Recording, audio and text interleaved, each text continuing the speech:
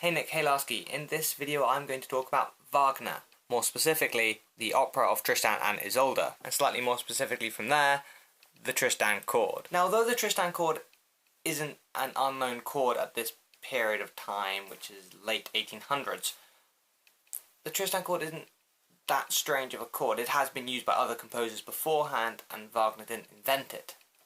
Although Wagner did something new with it. What Wagner did was he took the Tristan chord and he moved it not from a transitional thing or from a way of getting to a good resolution. He used it to go from tension to tension, so you didn't know where the piece was going. In fact, it kept the audience on their seats for a whole 4 hours. That's the length of the opera. And the opera only resolves musically at the very end. And throughout the opera, Wagner teases you with the false hope of a resolution. It must have been really strange sitting in that audience to start with. Right now, I'm going to let you hear some of the beginning of it, so you won't get the idea, as in the very famous bit of it.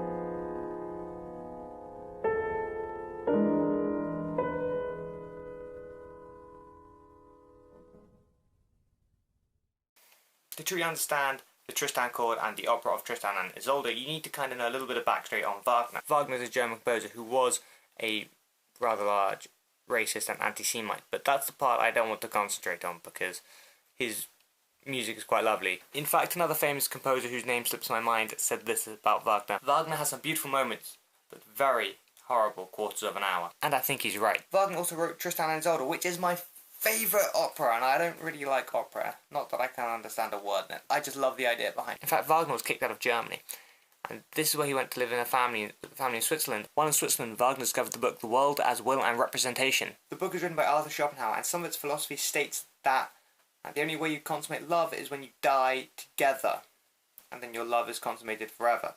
Wagner put this idea into his opera, the Opera of Tristan and Isolde.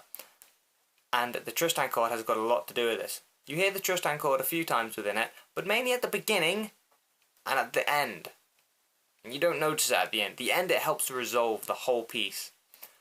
The opera is 4 hours long. It only resolves once.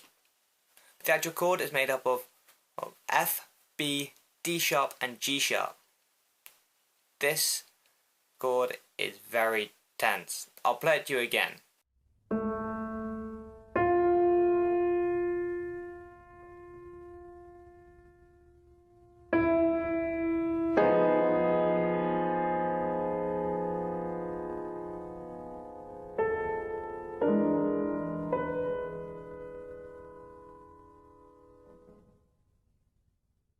Because of this opera, Wagner is known as like the father of modern music, which I wouldn't go so far to say. I'd say he definitely helped in the creation of things like jazz, because there's a lot of tension in jazz. But he mastered the idea of tension. He created it. And with this opera, he created a new breed of music almost. One of the things Wagner does is he plays with the idea of resolution, and he doesn't do it, but towards the end of Act 2 he builds up the piece and then he doesn't resolve it. He leads you to believe that he's about to make it all better and make all the tension go away, but he doesn't. He saves it to the end of Act 3, which is the end of the opera.